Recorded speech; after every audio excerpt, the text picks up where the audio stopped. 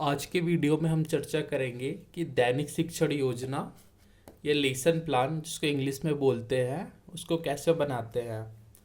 हर महाविद्यालय का उनका जो सीक्वेंस रहता है वो थोड़ा अलग अलग हो सकता है, लेकिन ये जो लेसन प्लान बनाने का मेथड है वो सब जगह एक ही रहता है और इसके कुछ पॉइंट है वो इधर उधर हो सकते हैं। इसमें मुख्य रूप से जो प्रमुख पॉइंट है, हम संदीपनी एकेडमी बिलासपुर छत्तीसगढ़ के थे, वहाँ बताया गया था कि पहला अधिगम उद्देश्य, सेकंड है पूर्व अनुभव पर चर्चा, थर्ड है अध्यापन बिंदु, फोर्थ है अधिगम संसाधन। इसमें फिफ्थ जो मेन पॉइंट था वो है शिक्षण अधिगम प्रक्रिया। फिर उसके बाद है सिक्स जो पॉइंट है वो मूल्यांकन, सेवन पॉइंट है वो अधिगम संप्राप्ति और आठवां जो है जो लास्ट में प्राप्त होता है वो चिंतन बिंदु रहता है। ये मैं बना के मैम से भी चेक कराया था तो एकदम सही था और कुछ मिस्टेक था उसको भी बताए थे वो। तो अब फिर हम इसमें चर्चा करते हैं कि ये दैनिक शिक्षण योजना बनाते कैसे हैं। और अब first year BEd second year, DElEd first year, DEd second year की हो तो आपको किस प्रकार से ये दैनिक शिक्षण योजना बनाना है घर के। तो पहले हम जो दैनिक शिक्षण योजना कौन से नंबर का बना रहे हैं उसका पहले क्रमांक लिखेंगे। क्रमांक के बाद कौन से महाविद्यालय से आप संबंधित हो, जैसे कि मैं संदीपनी एकेडमी हो गया, डीएलएस कॉलेज हो गया, डीपी विप्रो कॉलेज हो गया। आप जहाँ जो महाविद्यालय में पढ़ रहे हो, कॉलेज में पढ़ रहे हो, उसका नाम लिखना है। फिर सेकंड में है विद्यालय का नाम, जिस विद्यालय पढ़ाने जा रहे सी। मैं जाता था तो कमला ज्ञान ज्योति हाई स्कूल तिफरा जो बिलासपुर का है वहाँ जाता था। किसी का आत्मानंद स्कूल हो सकता है, किसी का गवर्नमेंट स्कूल हो सकता है, किसी को और दूसरा स्कूल हो सकता है। और छात्र अध्यापक का नाम, अगर कोई लड़की रहेगा तो वहाँ वो इसमें लिखेगा छात्र अध्यापिका का नाम।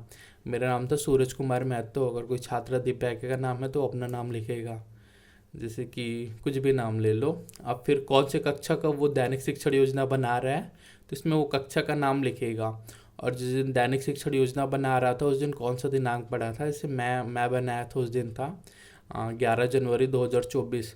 कौन से सब्जेक्ट का बना रहा है, कक्षा सातवीं में। मैं एसएसटी से रिलेटेड था तो अपने सब्जेक्ट हो गया सामाजिक विज्ञान, सोशल साइंस, उसका बनाया था। और उसमें कौन से प्रकरण, मतलब ये सब्जेक्ट में किसका अध्ययन हो रहा है, कौन से प्रकरण का था। भूगोल सब्जेक्ट का अध्ययन हो रहा है, भूगोल के अंतर्गत वायु जो प्रकरण है उसका अध्ययन हो रहा है, तो हम इसको लिखते हैं यहाँ पे। फिर उसके बाद आ गया कालखंड। आप जो ये क्लास ले रहे हैं वो कौन से कालखंड का है। मुख्य रूप से 8 कालखंड रहते हैं तो उसमें तो ये प्रथम पीरियड में ही इसका शिक्षण था तो प्रथम लिख दिया। और वो जो टाइमिंग कितना था जो कालखंड था उसका, इसके मेरा टाइमिंग था 10:50 से 11:35 ये जो समय है, और ये 45 मिनट का समय था पहला कालखंड में, तो हम ये लिख दिए। ये सामने का सीक्वेंस हो गया कि दैनिक शिक्षण योजना लिखते कैसे हैं घर के। अब फिर आगे हो गया, इसके जो मुख्य रूप से 8 पॉइंट रहते हैं जो पहले बताया था मैं, अधिगम उद्देश्य, पूर्व अनुभव पर चर्चा, अध्यापन बिंदु, अधिगम संसाधन इत्यादि को अब इसमें फिर डिफाइन करते हैं कि इसके अंदर क्या क्या रहता है। तो अधिगम उद्देश्य वो है जिससे हम जानकारी प्राप्त करते हैं, किसकी किसकी जानकारी प्राप्त कर रहे हैं घर की। तो इस प्रकरण में हम वायु का अध्ययन कर रहे हैं तो हमें वायु की जानकारी प्राप्त करने, तो हम अधिगम उद्देश्य लिखेंगे। वायु में संघटक तत्वों की जानकारी प्राप्त कर सकेंगे, वायुमंडल की संरचना की जानकारी प्राप्त कर सकेंगे, मौसम एवं जलवायु के बारे में जानकारी प्राप्त कर सकेंगे, तापमान का ज्ञान होगा, वायुदाब का महत्व का ज्ञान कर सकते हैं, इससे पवन के बारे में जानकारी का ज्ञान प्राप्त कर सकते हैं इस अधिगम उद्देश्य के जरिए। अब हम पूर्व अनुभव पर चर्चा करते हैं। पूर्व अनुभव मतलब पिछले में और विद्यार्थी से क्या क्या जानते हैं हम उसको यहाँ पर डिफाइन करते हैं उनसे बात करके। तो इसमें था, मैं विद्यार्थियों से पिछली कक्षा में पढ़े वायु से संबंधित जानकारी एवं दैनिक जीवन में प्रयोग में आने वाले वायु गैस की जानकारी लूँगा। कि मैं बच्चों से जो चर्चा करूँगा वायु के बारे में पढ़ा रहा हूँ तो उसने पिछले कक्षा में क्या क्या पढ़ा था उससे संबंधित उसकी जानकारी ग्रहण करूँगा। अब आ गया अध्यापन बिंदु। अध्यापन बिंदु में हो गया छात्रों से हमको डिस्कस करना है कि छात्र आज हम चर्चा करेंगे कि वायु में संघटक तत्व व वायुमंडल की संरचना की जानकारी हम किस प्रकार प्राप्त करते हैं। और फिर है अधिगम संसाधन, जो है वो है कि हम अधिगम मतलब सीखने में कौन कौन सा संसाधन यूज करते हैं।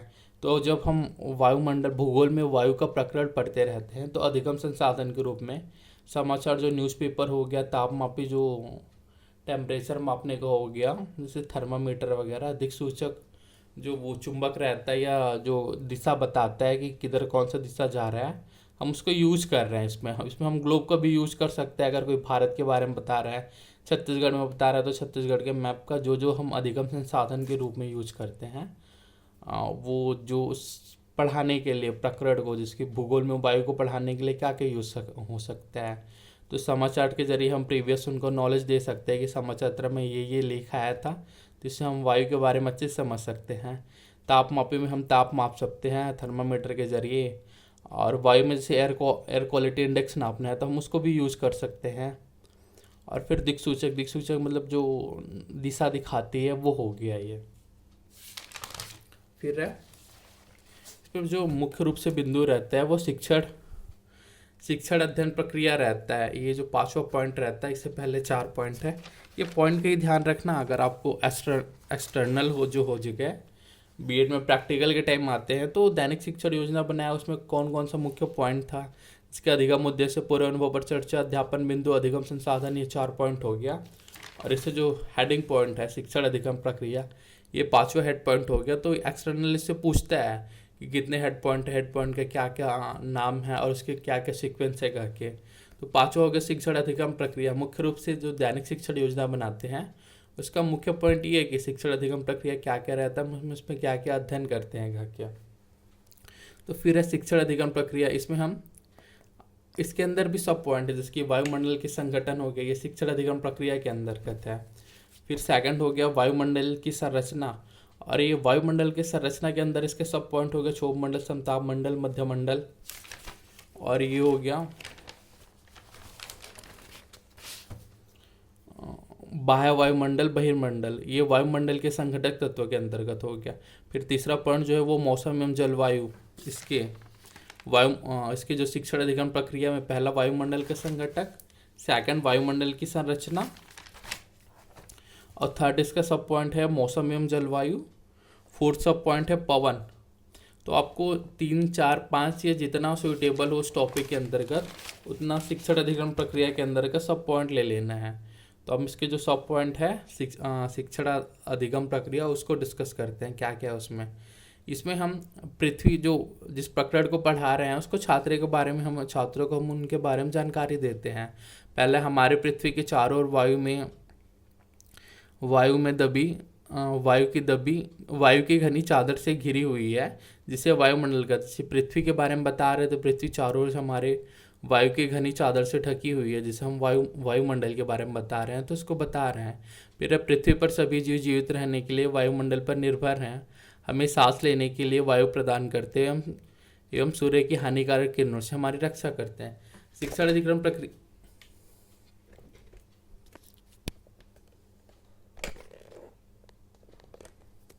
शिक्षण अधिगम प्रक्रिया में हम उसको स्टूडेंट लोग को मतलब बच्चों को बता रहे हैं कि क्या क्या होता है, उसमें क्या क्या की जानकारी दी जा रही है उसको।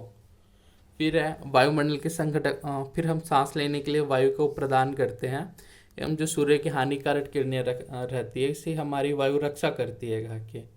अब फिर हम ये जो शिक्षण अधिगम प्रक्रिया है उसके अंतर्गत एक सब पॉइंट है वायुमंडल के संगठन। अब इसको हम देखते हैं कि इसमें क्या क्या रहता है। तो हम वायुमंडल का संगठन देखेंगे तो एक शिक्षण अधिगम प्रक्रिया के अंतर्गत एक सब पॉइंट हो गया। अब इसको डील करते हैं। तो इसमें जो है नाइट्रोजन और ऑक्सीजन 2 ऐसी गैस हैं जिनसे वायुमंडल का एक बड़ा भाग बना है। Carbon dioxide, helium, ozone, argon एवं हाइड्रोजन कम मात्रा में पाई जाती है। इन गैसों के अलावा धूल के छोटे छोटे कण भी हवा में मौजूद हैं। नाइट्रोजन वायु में सर्वाधिक पाई जाती है। जब हम सांस लेते हैं तो फेफड़ों में कुछ नाइट्रोजन भी ले लेते हैं और फिर उसे बाहर निकाल देते हैं, परंतु पौधों को अपने जीवन के लिए कुछ नाइट्रोजन की आवश्यकता होती है, वे सीधे वायु से नहीं ले पाते।